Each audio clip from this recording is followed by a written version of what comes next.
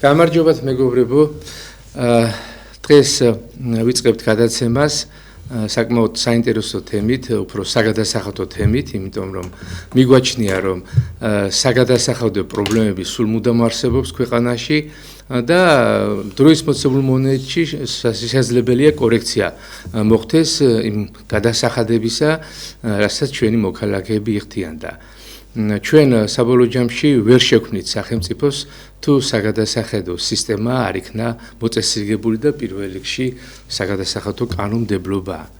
ქვეყნის ბიუჯეტი მოიხსენებათ აი მოსაკრებლებებზე, გადასახადებზე, საბაჟო განაკვეთებზე, ტარიფებზე დგას, ასე ვთქვათ, ჩვენ თუ არ გადავიხდით ამ თანხებს სახელმწიფოსაც არაფერი არ ექნება, არ იქნება სოციალური პაკეტი, არ იქნება იგივე დაზღვევა, აი ჩვენ რო გვიკვირს რომ პრაქტიკულად დღეს საყოველთაო დაზღვევა არ მუშაობს ისე როგორც ადრე მუშაობდა, როდესაც აკეთებდნენ ამის რეკლამას. პრაქტიკულად თანხები აღარ არის და ამის გამო ესე იგი მენეჯმენტი აი ამ თანხებისაც არ ხდება. ამიტომ ქვეყანა რომ იყოს ძლიერი, აუცილებელი აქონდეს ძლიერი საგადასახადო სისტემა და ინსტრუმენტიც, ასე გადასახადის აკრეფის ინსტრუმენტიც უნდა იყოს საკმაოდ მოქნილი და ესე იგი ელასტიური, ასე ვთქვათ. მაგრამ გადახდაც არის და გადახდაც. თუ ესე იგი ადამიანის სუბიექტს ან იურიდიულ პირს ძალიან დაუმძიბეთ ეს საგადასახადო ტვირთი, მაშინ ხდება ასეთი რაღაცა, რომ ეს გადასახადი უფრო ნაკლები შემოდის და ნაკლებად იკრიფება. არსებობს მილიონნაირი მაქინაციები, რითაც ფირმები და ფიზიკური პირები ესე თავს არიდებენ გადასახადებს. აქედან გამომდინარე, კანონი უნდა იყოს აი დიფერენცირებული, მოქნილი და მისადაგებელი პიროვნებაზე, იურიდიულ პირზე. ამავე დროს კანონი არ უნდა ბეგრავდეს ძალიან ფიზიკურ პირს, იურიდიულ პირს, იმიტომ რომ მოიხსენებათ, ესე იგი თუ ადამიანმა და ფიზიკურმა პირმა მეწარმემ არ დააგროვა რაღაცა კაპიტალი, რესურსი, რა გადაიხადოს და რისგან გადაიხადოს. ასე რომ მცირე განაკვეთები ყოველთვის არის ბიზნესის განვითარების სტიმული.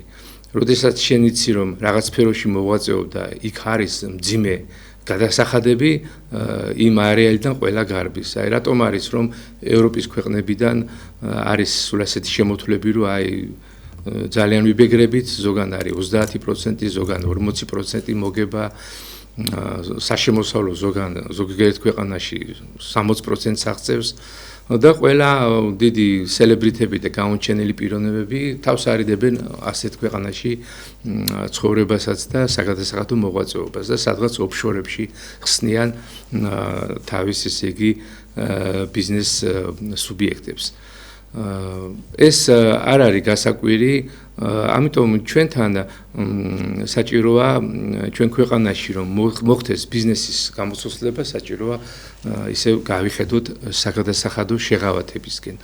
წინა გადაცემაში ჩვენ შევეხეთ დღგ-ს, რა როლს თამაშობდა დღგ ჩვენს ქვეყანაში და როგორ ესე იგი დიდ პრობლემებს წევს ეს მოცემულ ქსელებში, როდესაც პროდუქცია მეწარმეში აქვს, ეს დღგ როგორ აძვირებს პროდუქციის ღირებულებას და ესე იგი ფასების დაწევა, სწორედ ეს ყადაღებული ფასების დაწევა რომ გვინდა, ვერ მოხდება ეს ორი პირობის გამო, იმიტომ რომ ძალიან დიდი საგადასახადო ტვირთები აწევს მეწარმეს, ერთი და მეორე გარემოა ძალიან მძიმე, საბაჟო განაკვეთებით ნედლეული იბეგრება, დანადგარები, მოწყობილობები იბეგრება და მზაპროდუქცია პირიქით, ესე იგი იმპორტი შემოდის ძალიან დაბალი განაკვეთებით. ესე იგი არ არის ხელსაყრელი გარემო. დღგ-ს გარდა ჩვენ შევეხეთ აგრეთვე გაკვირთ მოგების შესახებ, მაგრამ დღეს გვინდა ყურადღება გავამახვილოთ საშემოსავლოზე.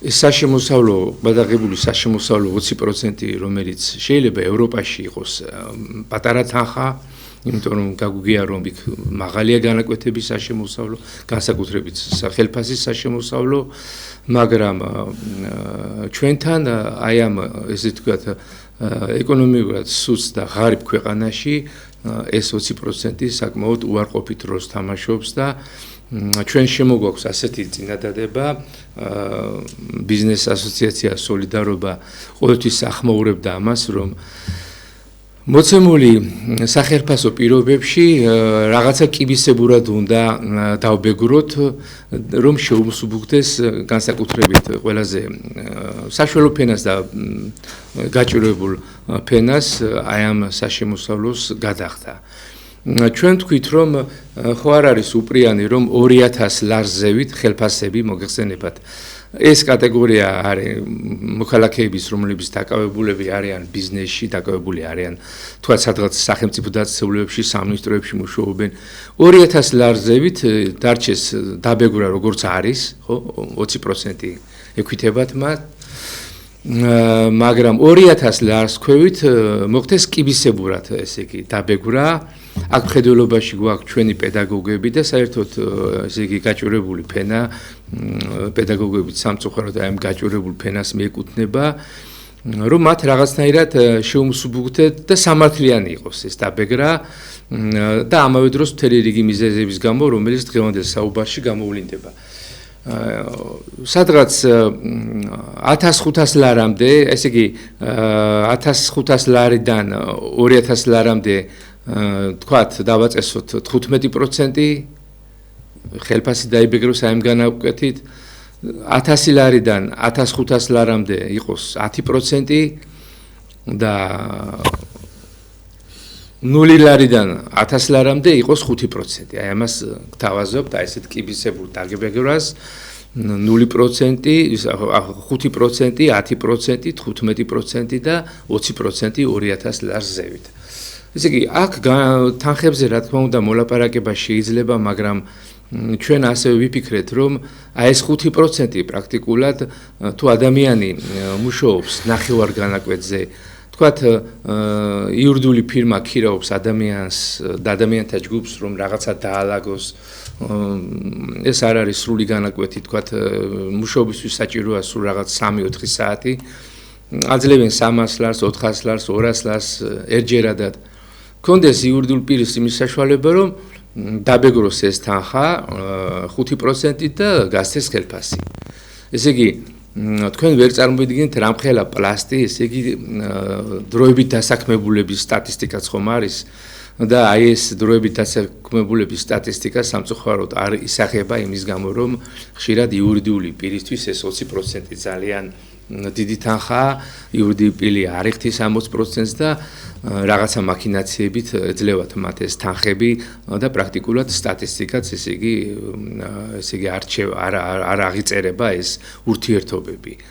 ამასთანავე ეს ხელმოკლე პიროვნება სოციალურად დახმარების აღრიცხვაზე დგას, რაღაცა თანხებს იღებს და ასე ვთქვათ, მასაც არ აწყობს ამის გამხელა. ამიტომ პრაქტიკულად ასე ვთქვათ, თუ ჩვენ 5%-იანი დაბეგრა შემოვიღეთ და იურიდიულ პირს 1000 ლარის დაბლა თანხების გაცემა გაუადვილდა იმის გამო, რომ ეს სტიმული იქნება მისთვის, რომ არ დაიბეგრება ეს თანხები დიდი განაკვეთით 5%-ით მხოლოდ რა თქმა უნდა, ხელშეკრულების საფუძველზე იურიდიული პირი უკვე დაინტერესებული იქნება, რომ ეს თანამშრომლები გამოვლინდნენ, ესე იგი ეს გასავალი გამოვლინდეს ხელშეკრულების საფუძველზე, პატიოსნად ბიუჯეტში გადაიხადოს 5% და დანარჩენი თანხა მიცეს ეს იმ პიროვნებას, ვისაც ეს თანხა ეკუთვნის ხელშეკრულების საფუძველზე.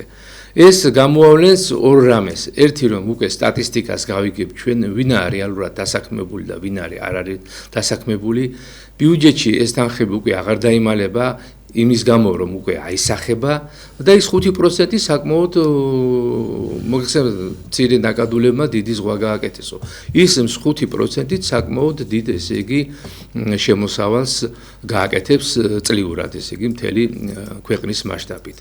და ამავე დროს ის პიროვნება, რომელსაც ასეთი ფრაგმენტული თანხები შემოდის ყოველთვიურად, ზოგან 300 ლარი, ზოგან 600 ლარი, ზოგან 500 ლარი სხვადასხვა კატეგორიის ადამიანები ესენი შელიყვნენ დამლაგებლები, თქვათ იქ მომლელები და ასეთ დარგებში დაკავებული პიროვნებები, რომთაც ესე გრაფიკი აქვთ, მოძრავი გრაფიკი აქვთ საკმაოდ და ფრაგმენტულად კავდებიან სამუშაოზე.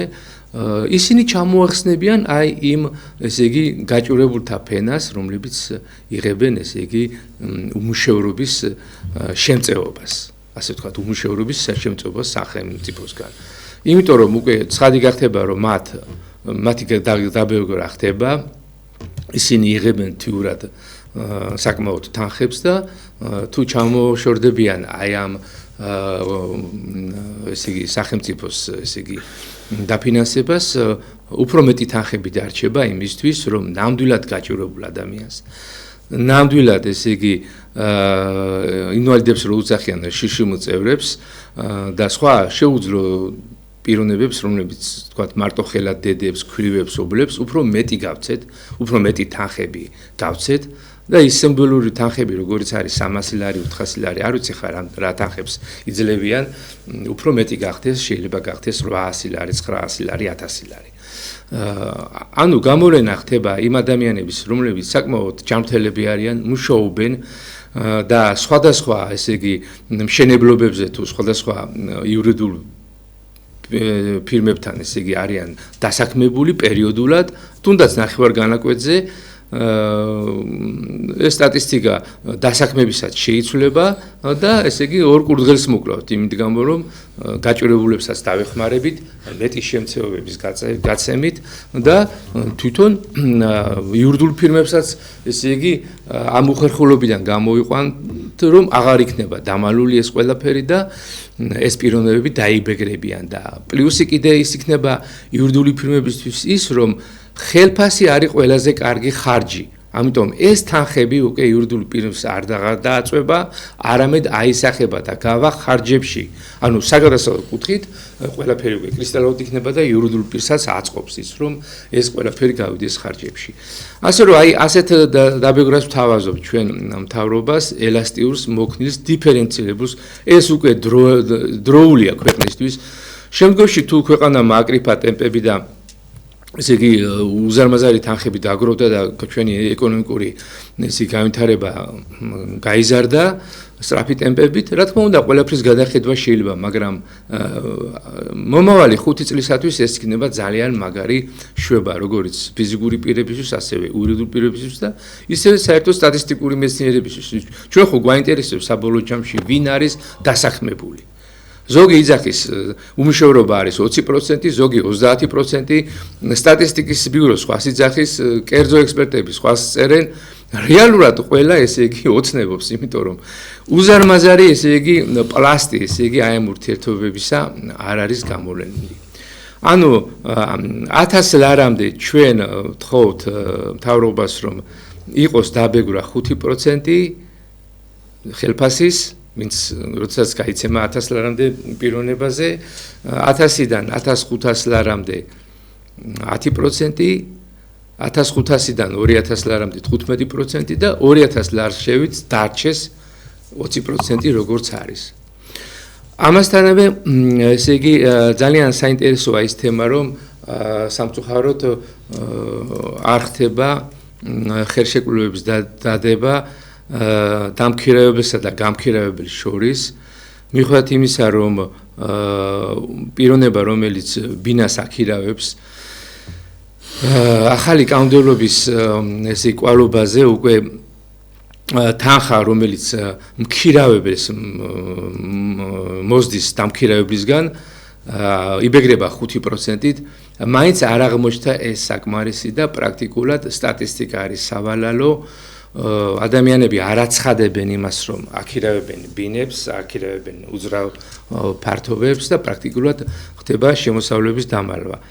აქ ორი რამე ფუჭდება. ერთი, რომ ბიუჯეტში არ შემოდის თანხები და მეორე ფუჭდება ის, რომ როდესაც ხელშეკრულების გარეშე ხდება გაქირავება, ანუ დამალულად, ხშირად ხდება, რომ დამქირავებელი ძალიან უხეშად და ცუდად მოეპყრობა ამ ქონებას თქვა დარჩა წყალი მოშვებული და ესე იგი დაძირა ბინა და რამოდენიმე მეზობელის გონება გაანადგურა.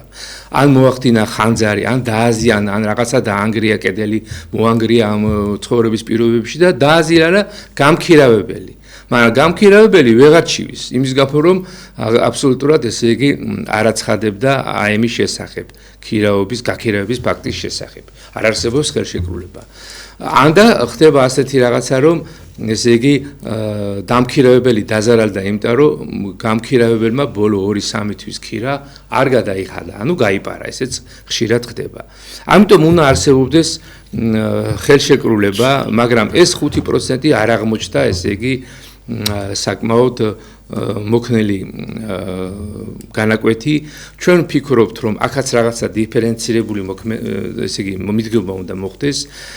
ეს 5% დარჩეს, ესე იგი ძვირიანი ფართებისთვის, ძვირიანი ბინებისთვის. ეს შეიძლება ტერიტორიულად და ფართობის დამიხვედით, ესე იგი გავარკვიოთ, მოხდეს ამის ჩამონათვალის გაკეთება. არ არის რთული, თქვათ, ვაკეში არსებული ფართის 60-ოთახიანი და ვაზის უბანში არსებული 60-ოთახიანი ფართის სხვადასხვანაირი ესე იგი მიდგომები დაიბეგროს, სადღაც 1% არა მყარი 5%-ით, არამედ 1%-დან 5%-მდე. იმიტომ რომ ხშირად ხდება რომ ადამიანი აქირევებს არა ბინას, არამედ ერთ ოთახს იმ ბინაში. ასეც არის.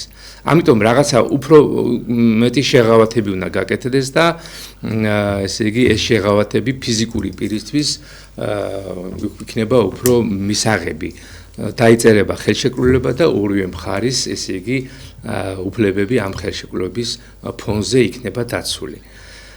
რაც შეეხება სავაჭრო ფართების გაქირავებას იურიდიულ პირების მიმართ, ეს ფართები იბეგრება 20%-ით და ესეც ძალიან დიდი თანხა, აიქაც უნდა დიფერენცირებული მიდგომა იქნას, იმიტომ რომ იურიდიულ პირის მქონე ესე იგი იურიდიული პირის ბალანსზე მყოფი ფართი, რომელიც ქირავდება, ეს 20%-ით ხშირად არის მიუღებელი და ჩვენ აუარება რაოდენობას საწყობებს, აუარება რაოდენობას ფართებს ვიცნობთ და ვიცით ამის შესახებ, აბსოლუტურად ესე იგი არ არის ასახული ეს ურთიერთობები ხელშეკრულების საფუძველზე და სახელმწიფო ამას კარგავს.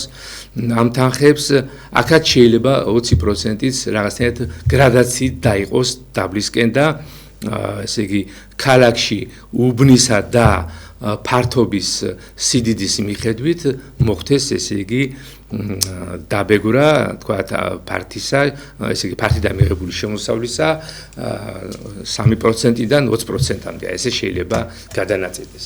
და ეს იქნება ძალიან დიდი რამე, იმიტომ რომ თვითონ გამქირავებელი, გინდა ფიზიკური, გინდა იურიდიული პირი იქნება დაცული და დამქირავებელიც ამავე დროს არ იქნება დაზარალებული, იმიტომ რომ იარსებებს ხელშეკრულება და ამ ხელშეკრულების საფუძველზე მას წყნარად ექნება დრო იმისა, რომ სანამდე ესე იგი ვადა არის ამ ხელშეკრულების, ესე იგი იყოს ეს პიროვნება იმ ფართში, გინდა ფიზიკური პირი და გინდა იურიდიული.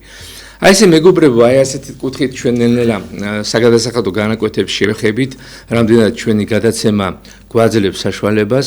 მე მინდა ბატონ გიგას მიმართო, ჩვენ საზოგადოებრივ მამულიშვილებს ასევე გვაქვს ძალიან ბევრი ინოვაციური ესე იგი რეკომენდაციები ჩვენი მთავრობის მიმართ და ბატონი გიგა იტყვის ერთ-ერთ გააჟღერებს მორიგ რეკომენდაციას. გამარჯობათ მეგობრებო. აგერ გიორგი მილაპარაკა ახლა იმ პრობლემებზე, რაც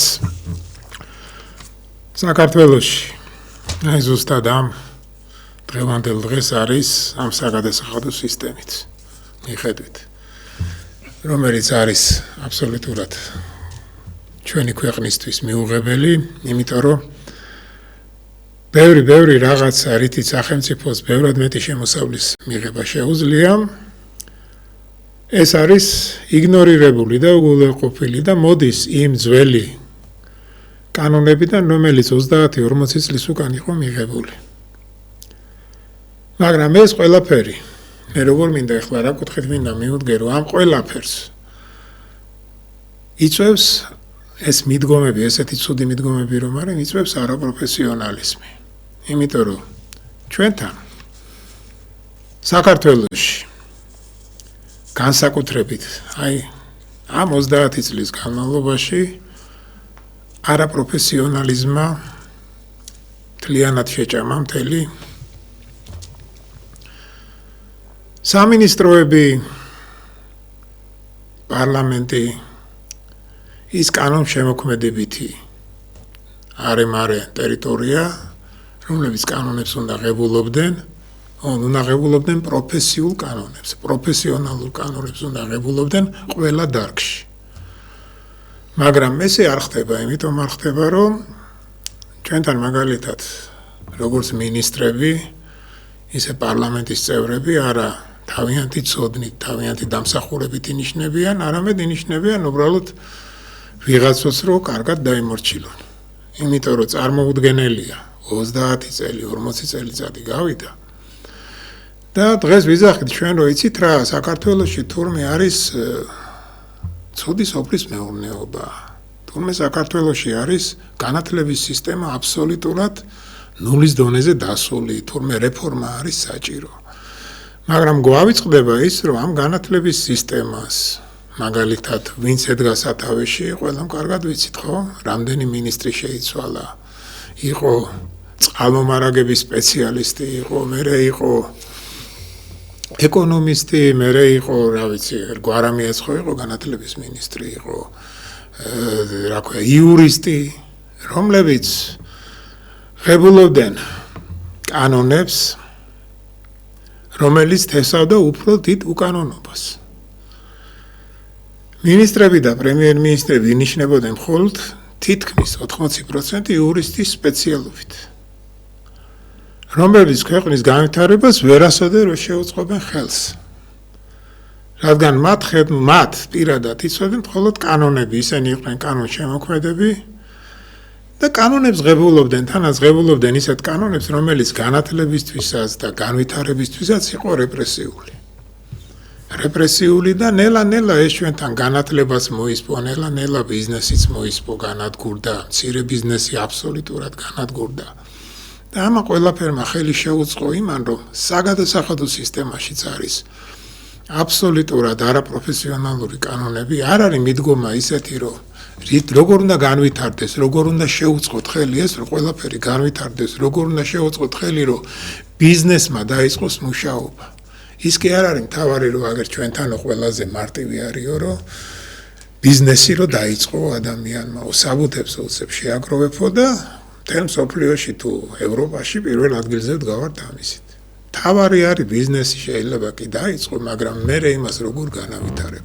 ის კანონები როგორ დაგიდგება გვერდით, რომ შენი ბიზნესი განვითარდეს და არა დაიხუროს ცოტა ხანში. ზუსტად ეს არის რა ჩემო მეგობრებო, რომ ჩვენთან არის არაპროფესიონალიზმი. მინისტრი მაგალითად ეხლა დღეს გადავავლე თვალი და მაინტერესებდა. აი სოფლის მეურნეობის მინისტრი ყოფილა საერთაშორისო ბიზნესის მაგისტრი. და სოფლის მეურნეობის მინისტრი არ დაგავიწყეთ, მას აქვს შეთავსებული ისე გარემოს დაცვის მინისტრი. და მე დარწმუნებული ვარ, რომ გარემოს დაცვის მინისტრი და სოფლის მეურნეობის მინისტრი აბსოლუტურად განსხვავებულია. არ შეიძლება ეს ორი დარგი ერთმანეთის გვერდ იყოს. არ შეიძლება უბრალოდ რატო, იმიტომ რომ იქ შეიძლება სოფლის მეურნეობაში ვაშლის ხიარი და აქ შეიძლება ნაზვის ხიარის ტყეში, ამიტომ არ შეიძლება რომ ეს სამინისტროები გაერთიანო. აი ეს გაერთიანდა ერთმანეთთან და მივიღეთ რა, რომ სოფლის მეურნეობის მინისტრი აბსოლუტურად ჩაუხედავი არის სოფლის მეურნეობაში, იმიტომ რომ არ შეიძლება, იმიტომ რომ მთელი თავისი ცხოვრება ის საერთაშორისო ბიზნესის სპეციალისტი იყო და ის საერთაშორისო ბიზნესზე იყო მორგებული. მე არ უმშავია მას ისეთი საფეხურები არ გაუვლია, რომელმაც უნდა მას ასწავლოს, რა ხდება სოფლის მეურნეობაში, რა პრობლემებია. და ყველაზე დიდი კატასტროფა რა არის, იცით ჩემო მეგობრებო, რომ საქართველო იყო სოფლის მეურნეობაში, სიტყვაზე ჯერ სოფლის მეურნეობაზე ვიტყვი, ერთ-ერთი წამყვანი რესპუბლიკა საბჭოთა კავშირის დროს. და არა მარტო საბჭოთა კავშირის დროს. ძველადაც საქართველოში იყო სოფლის მეურნეობა ძალიან მაღალ დონეზე განვითარებული. დღეს რა ხდება? სოფლის მეურნეობა რო განვითარებული იყოს, დღევანდელი ტექნოლოგიები უნდა იყოს შემოტანილი. არ შეიძლება სოფლის მეურნეობა განვითარდეს თოხით და ბარით. არ შეიძლება, არ ხდება ესე მეგობრებო. არ შეიძლება სოფლის მეურნეობა განვითარდეს იმ კვლევითი ინსტიტუტების გარეშე, რომელიც ძალიან ბევრი იყო საქართველოში, რომელზეც ძალიან ბევრი სპეციალისტი მუშაობდა, რომლებიც ქმნიდნენ, აკეთებდნენ ისეთ რაღაცებს, რომელიც ჩვენ სოფლის მეურნეობას უწყობდა ხელს, რომ წინ წასულიყო. დღესდღეობით აღარა გვაქვს მიწათმოწყობის ინსტიტუტი. დღესდღეობით აღარა გვაქვს მელიორაციის ინსტიტუტი, რომელიც განადგურდა გაიყიდა მისი შენობები ერთი მელიორაციის ინსტიტუტი ძალიან მაგარი შენობა იყო ვაკეში და ის საერთოდ არავის არ აწყობდა, ამიტომ გაიყიდა. არა გვაქვს მექანიზაციის ინსტიტუტი, რომელიც იყო, არა გვაქვს მცენარეთა დაცვის ინსტიტუტი, რომელიც იყო და აღარ არსებობს. აღარ არსებობს, რა ვიცი, რამდენი უნდა ჩამოთვალოთ. რამდენი უნდა ჩამოთვალოთ, ეხლა ჩვენთან იყო იდეალური მორგებული სოფლის მეურნეობის მაშინ რო იყო სოფლის მეურნეობის ინსტიტუტი რო იყო, რომელიც დღეს გადაკეთა თავისუფლების ინსტიტუტად. მენდუგიძემ რო შეისყიდა, იქ იყო მორგებული ყველაფერი იმ დონეზე, რომ ყველანაირად სპეციალისტი რო განვითარებულიყო. დღეს ლაპარაკობენ, ეხლა აგერ განათლების სისტემაში ცოტა ჩახედული ვარ და თვითონაც ესენიც თვითონ ლაპარაკობენ და ეხლა ხდება ის, რომ თურმე როგორც იქნა, რომ ბენდუქიძის დროს, რომ აგრონომიული ფაკულტეტი გაუქმდა და მერე გპიმ შეითვისა და იქ ნელა-ნელა რაღაც დონეზე მაინც აეწყო და რაღაც დონეზე მაინც რაღაცა ისწავლებოდა. ეხლა გპიმ-დან თურმე გადაუტანიათ და შეუერთებიათ, რა ქვია, აფხაზეთის უნივერსიტეტისთვის. ეს წარმოუდგენელია, იმიტომ რომ ჯერ წარმოუდგენელია, რომ ეს ადამიანები ამათ რა გონიათ, რომ მარტო გონიათ, რომ შენობა უნდა იყოს კაბინეტი სასწავლო და იმ კაბინეტში უნდა შემოვიდეს ექი, ის რა ქვია, ლექტორი და იმან უნდა წაუკითხოს ლექცია და ამით ძალიან მაგარი აგრონომი გამოვა ადამიანი. იმას თუ ბაზა არ გააჩნია, ჩათვალეთ, რომ ეს არის წყარში გადახრილი ყველაფერი. და რატო ხდება ეს? აი ამას არავინ არ უკვირდება და ამაზე არავინ არ ლაპარაკობს. რატო ხდება ეს, რომ სოფლის მეურნეობის მინისტრი, აგერ გითხარით, საერთაშორისო ბიზნეს მაგისტრი იყო. და მანამდე სოფლის მეურნეობის მინისტრი ვინც იყო? მანამდე ის მინისტრი მაინც აგერ ამოვიწერე რა და რომელიც მე ტერიტორიებს ყიდდა ეგერ ნაბახანგესეც რომ მთელი ამბები ქონდა გაკეთებული. ისიც არ იყო სპეციალობით სოფლის მეურნეობაში. არ იყო სპეციალისტი. უბრალოდ ისიც დანიშნეს იმისა, რომ ხელი მოეწერა ისეთ რაღაცებზე, რაზეც ხელს აწერდა. ზუსტად ჩვენი პრობლემა აი ეს არის ყველაფერი რა. და დღეს კიდე რა ხდება? აი ეხლა წავიკითხე გუშინ წინ. და აი მართლა კატასტროფა არის ხალხო რა. მიდის იმაზე ლაპარაკი, რომ კანონებს, დრაკონულ კანონებს ღებულობენ, ადამიანებს აჯარიმებენ და კატასტროფულად აჯარიმებენ, ვისაც მაგალითად 500-600 ლარი აქვს ხელფასი, ზოგს 2000 ლარი დააჯარიმეს, ზოგი 1000 ლარი დააჯარიმეს. კი შეიძლება რაღაცეებზე არ უნდა გაეკეთებინათ, მაგრამ ჯარიმები იზრდება. მანქანების ჯარიმები იზრდება, პარკინგის ჯარიმები იზრდება. და რა ხდება აგერ, რომ 1 მილიარდი ლარის ჯარიმა ენერგო სექტორს მთავრობამ აპატია. 1 მილიარდი ლარის ჯარიმა ენერგო სექტორს და ეს აპატია, რომ მომავალშიო თურმე ეს მთავის ხალხი, რომლებსაც ჯარიმა აქვს დაკიდებული 1 მილიარდის, მომავალში თურმე თუ არ გააკეთეს ის ინფრასტრუქტურული პროექტები, მერე ისევ დააჯარიმებენ 1 მილიარდით. გამოვიდა რომ მთავრობამ 1 მილიარდი აპატია ვის ყველაზე სუყე კომპანიებს, რომლებიც არიან მილიარდელები. იმათ კიდე მილიარდი აპატია. აი ეს არის კატასტროფა, ეს არის ორმაგი სტანდარტი, ეს არის მიდგომა ისეთი, რომელიც ვითომ ეხლა გამოვა სიტყვით და იტყვის ინფრასტრუქტურის მინისტრმა თქვა, რომ ჩვენ იმიტომ ვაპატიეთ, რომ განვითარდეს ეკონომიკა, რომ განვითარდეს ენერგოსექტორი, მაგრამ ეს ენერგოსექტორი ვერ განვითარდება. მაშინაც ლაპარაკი იყო, ჩვენ კარგად ვიცით ყველა, რომ აგერ მილიონები, ათეული მილიონები, რომ აპატიეს ვის? რუსთავი ორს. აპატიეს ვის? იმედს, ხო? იმიტომ რომ განვითარებული იყო ეს ყველაფერი. მაგრამ ვის ფულს პატიობთ ხალხო? ჩვენნაირ ადამიანებს ასეთ ფულს ხო არავის არ აპატიებთ. ჩვენ ხო ამ ფულს ამოგვადენთ.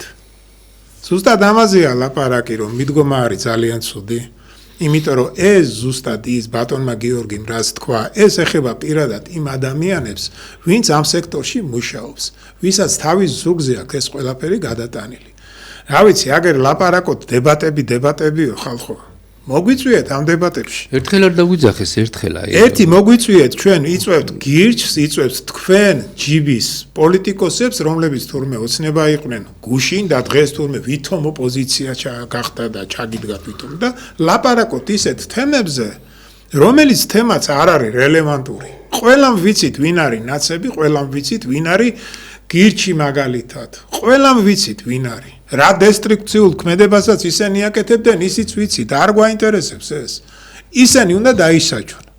დაუძახეთ ისეთ ხალხს, პროფესიონალ ხალხს დაუძახეთ, რომელიც ზუსტად ამ საკითხებზე, რაც ხალხს აინტერესებს, ამაზე დაგიჯდებათ და გაეცით მერე იმათ პასუხი, მაგრამ არ იძახეთ ისეთ ხალხს, იმიტომ რომ ეთყობა იცით, რომ თქვენ არ ახართ იმ საქმეში ჩახედული და პასუხს ვერ გასცემთ. ზუსტად ამაშია საქმე. არ არის ეს სწორი მიდგომა და ესეთი ჩვენ ვერც ეკონომიკას ავაწყობთ და ვერაფერს. ამიტომ ხალხო დაფიქრდით, საერთკენ მიდიხართ. მე კიდევ ერთხელ ვამბობ, თუ ესე გაგრძელდა ამ ქვეყანაში როგორც ეკონომიურად, ისე პოლიტიკურად გავნადგურდებით. იმიტომ რომ პროფესიონალებს დაუძახეთ. დაუძახეთ, კიდე არსებობენ ის ადამიანები, დაუძახეთ პროფესიონალებს, ვისაც ამ საქმეს გაკეთება შეუძლია. დაუძახეთ ხალხო და ამ ქვეყანას ეშველება. თუ გინდათ რომ ეშველოთ. აი ეს მინდოდა მეთქვა და ნუ. მადლობა ბატონ გიგა. ბატონ ვაჟას აქვს ესე იგი ინიციატივა მამულიშვილების სახელით, მორიგი ინიციატივა. ქვეყნის რეფორმები აი ამ კუთხით ქვეყნის განვითარება რეფორმების გარეშე შეუძლებელია და ეს რეფორმისტული ინიციატივები ჩვენი მომავალი დღევანდელი გადაცემას და მომავალი გადაცემების აი მიეძღვნება სწორედ აი ამ ინიციატივების გაჟღერებას. ბატონო ვაჟა, აი თქვენი ინიციატივა რა არის? მადლობთ ყურადღებისთვის. პირველ რიგში აუდიტორიას მევესალმები დიდ ქართველებსა და დიდ სოფლიო მოქალაქეებს. მაგრამ პატარა შესავალს გავაკეთებ თქვენის ნებართვით. ისევ და ისევ ჩემი თხოვნაა რომ დავფიქრდეთ რატომ ხდება. აი ეს ჩვენი ინიციატივა რომ შემოვიტანოთ ჩვენ ცნობიერებაში ღვთის სამართალი, ჩვენ ძალიან უპასუხისმგებლად ვიქცევით რა. და თუ გავაცოცხლებთ, გავაძლიერებთ და გავამწვავებთ ამ დამოკიდებულებას, დავინახავთ რომ ჩვენ საშინელ დღეში ვართ. და მე გაგახსენებთ კიდევ რომ ჩვენ ძველ გადაცემებში ამაზე რამდენიმე ჩანაწერი გვაქვს რომ რადგან ძალიან უბრალოდ და უპასუხისმგებლად იქცევიან ჩვენი ეგრეთ წოდებული ხელისუფლების წარმოადგენლები და ისე ადვილად უკეთებენ იგნორს როგორც ჩვენ სულიერ ცხოვრებას, ასევე პოლიტიკურ მდგრადობას, ასევე ჩვენს ეკონომიკას, ჩვენს მოქალაქეებს, ვითომც არაფერი. ნუ ეს რისი ბრალია ხალხო? რისი ბრალია და რომ მათ არ გააჩნიათ სულიერი სიღრმე, არ გააჩნიათ რწმენა და აქედან გამომდინარე დგავენ იმ ძალიან ზედაპირულ ნაბიჯებს, რომელმაც მოგიყვანა აქამდე. მე გაგახსენებთ კიდევ ერთ ჩვენი ძველი გადაცემებიდან ერთ რამეს რომ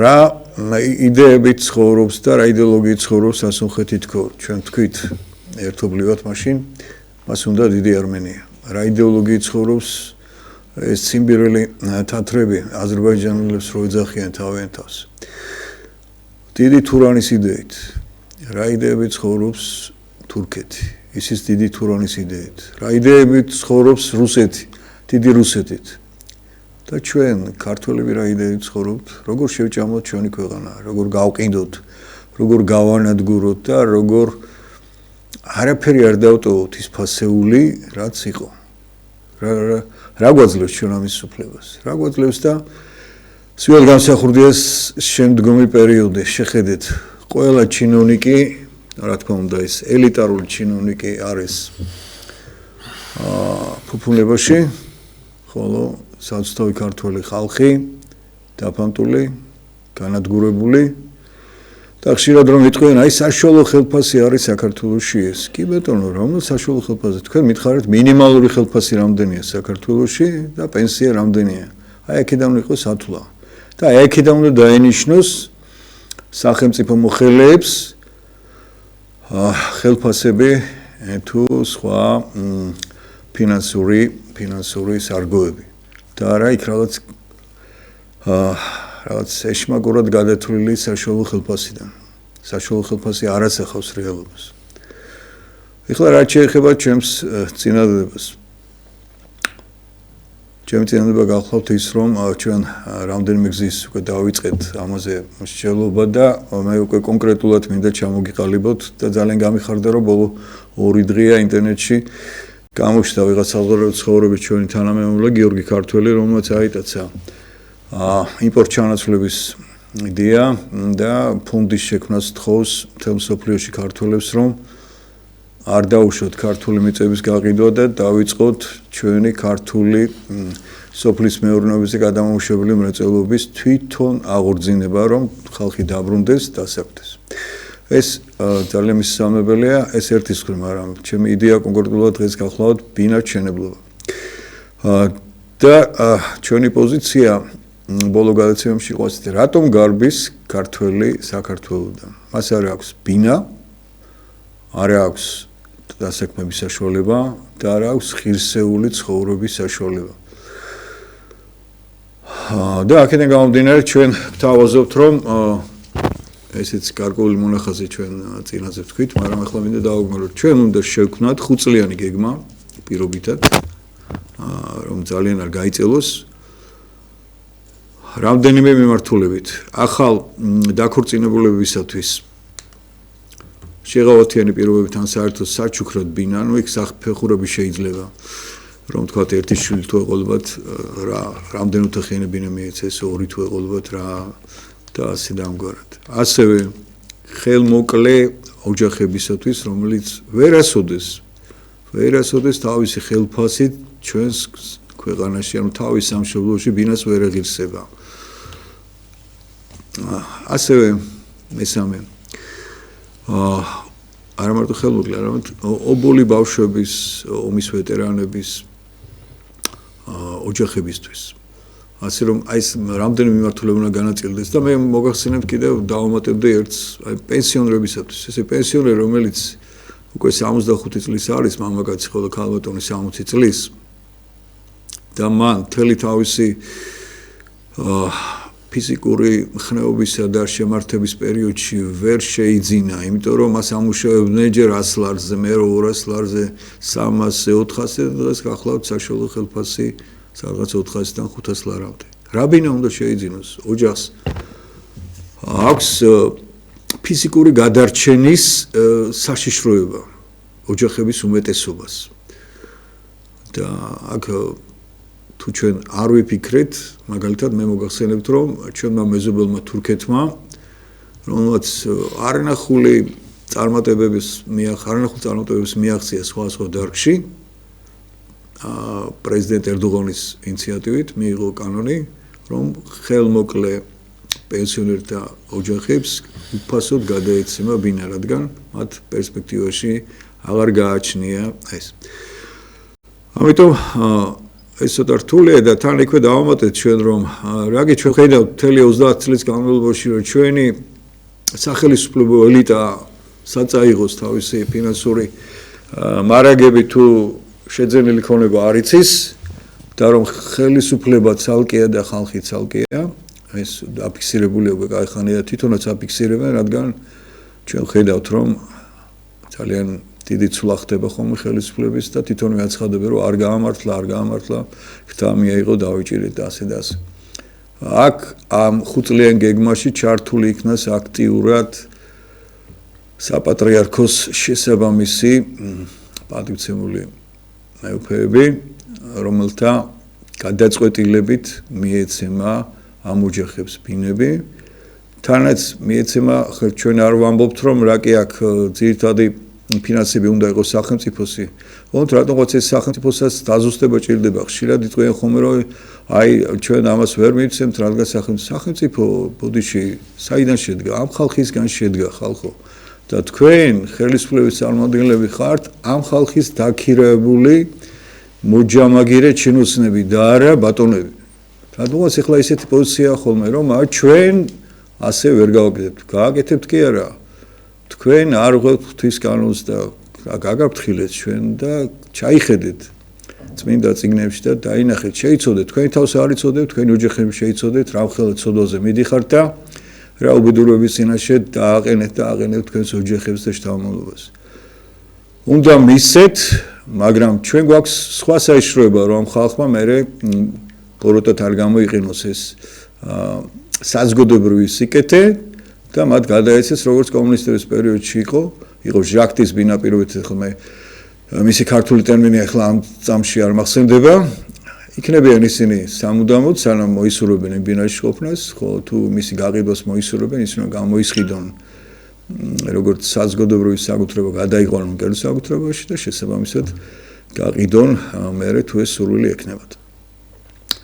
აი ამას მოგახსენებთ რაც შეეხება ამ პროექტთან დაკავშირებით და ეს ძალიან აუცილებელია. აი ახალგაზრდამ რომელიც მე მოგახსენეთ რომ საზოგადოებთან გააჟღერა ქართული სოფლის აღორძინების ფონდის დაარსება და თავისი მიდგომები პირდაპირ განაცხადა, არ ვიცი, საიდან აქვს ინფორმაცია, რომ იმანაც განაცხადა, რომ საქართველოში დარჩა 1.400.000 ქართველი. რატომღაც ჯერჯერობით კიდევ არ არის გაცხადებული ჩვენი ბოლო აღწერის მონაცემები და ჩვენ ესეთი კატასტროფის წინაშე ვდგევართ. თანაც და ერთ მიმართულებასაც დავამატებდი, რომელიც გამორჩა. ერთი გახლავთ ემიგრაციის დაბრუნება. ანუ ის ემიგრანტები, რომლებიც თანახმა იქნებიან დაბრუნდნენ საქართველოში და მათ არ აქვს ფინანსური საშუალება, რომ ბინა შეიძინონ, ეს კერძო ბინა იქნება, სოფლო სამეურნეო მიწა იქნება თუ შესაბამისი სახლით, მათაც უნდა გქონდეთ გარანტია, რომ მათ ექნებათ საშუალება, რომ ჩამოგზავნდებიან საქართველოში, ეს სოფლიოს ნებისმიერი ქვეყნიდან.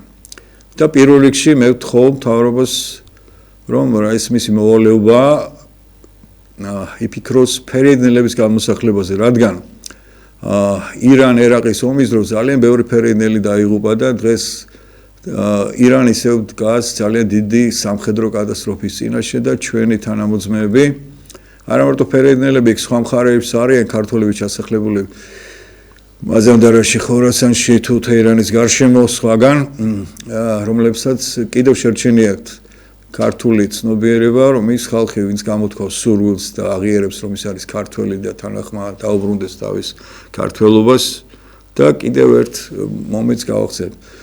გაუსვავ ხაზს.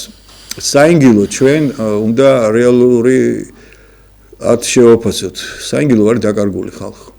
საინგილოს მეპატრონე სურგს უკან დგას 400.000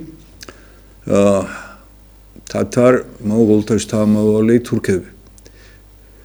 და ეს ხალხი, რომელიც დიდი ხალხია, თითქმის ერთ საუკუნეა მათ ათურქებენ თუ რა ვიცი, რას უშვებიან, გვარის უფლება არ აქვს, სახელის უფლება არ აქვს, განათლების უფლება არ აქვს ქართულად მიიღონ, არა თუ განათლების საერთოდ კავშირი საქართველოსთან მათ ფაქტიურად შეზღუდული აქვთ.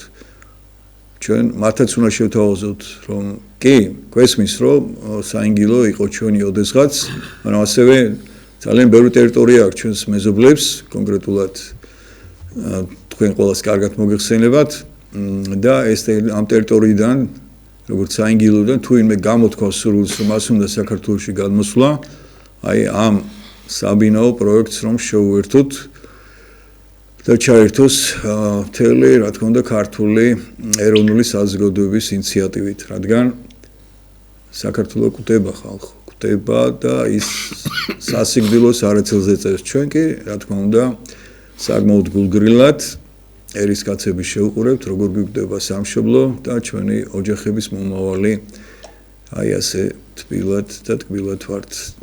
გმალობთ ყურადღებისათვის. მე მაინც იმედი მაქვს, რომ ყველას გვაქვს სურვილი დაბრუნდეს დიადი საქართველო და დაბრუნდეს დიადი მსოფლიოზე ოცნება. კარგად ვსანდებოდეთ, დიდი მადლობა. მეგობრებო, პრობლემები ბევრია, ნამდვილად ჩვენ მაინც ოპტიმისტები უნდა ვიყოთ, იმიტომ რომ ეს გადაცემა არის წმინდა ილია მართლის გზით და წმინდა ილია მართალი იყო ოპტიმისტი, მებრძოლი ადამიანი, უყვარდა თავის სამშობლო, იყო მართლმადიდებელი ქრისტიანი და ტყილა არ შერაცხა ეკლესიამ მართლად, ესე იგი წმინდანად და ყველა წმინდანი და ყველა ჭეშმარიტი მამულიშვილი უნდა იყოს გულმხურვალე, გულითანთებული და ერთმანეთის მოყვარე ჩვენ აი ამ რეფორმისტული წინადადებებით, რეფორმისტული მოსაზრებით რომ გამოვდივართ, მიმართავთ არა მხოლოდ მთავრობას, არამედ მთელ საზოგადოებას, რომ დროა დავიწყოთ ქვეყნის შენება, თითოეული დარგის ფეხზე წამოყენება, ეს ჩვენი ვალია, დღეს ყველა დარგს უნდა ხელი შეშველება, მაგრამ ეს არ გამოვა საზოგადოების დიდი ჩართულობის გარეშე და ეს არ გამოვა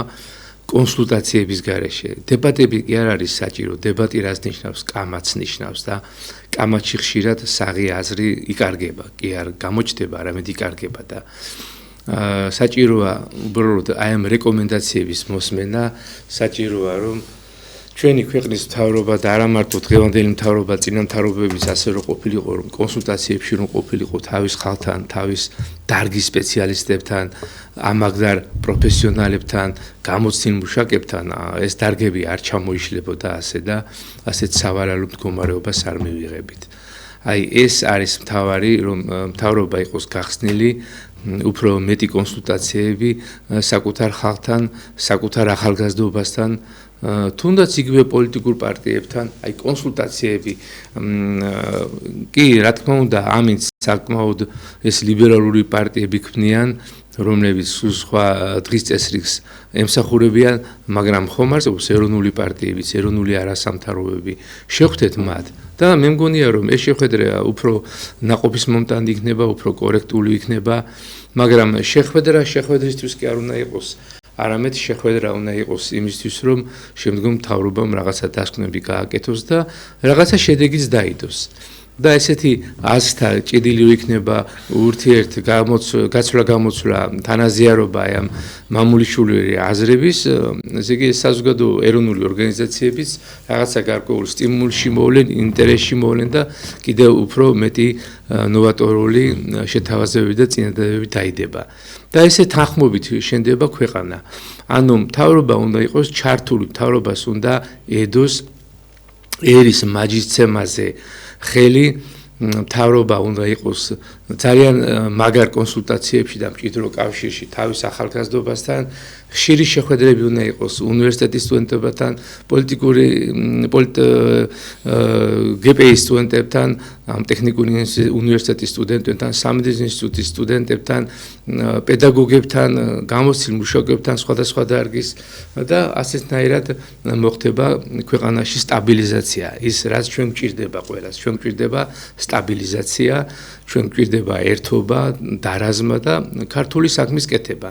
მთავრობასთან ერთად, იცით, ეხლა გასაგებია რომ ამ ლიბერალებს თავისი დღის წესრიგი აქვთ, მათ უნდათ რომ იხილონ, ესე იგი, საქართველოს რომელიც დაეტაკება რუსეთს და დაინგრევა, თქვათ, უკრაინასავით, მაგრამ ჩვენ არ გვინდა ამის ხილვა, ჩვენ გვინდა პირიქით, ჩვენ გვინდა პოზიტივი, ჩვენ გვინდა რომ ხალხი და მთავრობა ერთად გაერთიანდეს და ყველა ერთ ნავში ვზივართ, ჩვენი შვილები არის ყველგან იმ სამინისტროებშიც, იმ ოფიციალურ დაწესებულებებშიც, ქუჩაშიც თუ სტუდენტობაშიც ჩვენი შვილებია და ჩვენ გვინდა ვიხილოთ ერთად დარაზმული საქართველო. უნდა გავიაროთ ამ გზაზე, ერთობის გზის გარდა სხვა ალტერნატია არ არსებობს. და უნდა ჩავყიდოთ ყველა მხელები ერთად და ყოველგვარი პესიმიზმისა და დაღვრემილობის გარეშე ოპტიმისტურად ვაშვენოთ ჩვენი ქვეყანა. მაგრამ ამის ერთადერთი გასაღები ის არის, რომ მთავრობამ უნდა ესე იგი გამოვიდეს აი ამ მურვანყულის პოზიციიდან, სირაკლემას პოზიციიდან და ხალხთან დაიწყოს კონტაქტები. ქართულ არასამთავრობო ეროვნულ პარტიებთან ეროვნული შეგნების ადამიანებთან, დიდ მამულიშვილებთან, ამის გარეშე ქვეყანა ვერ გადარჩება. ამინ.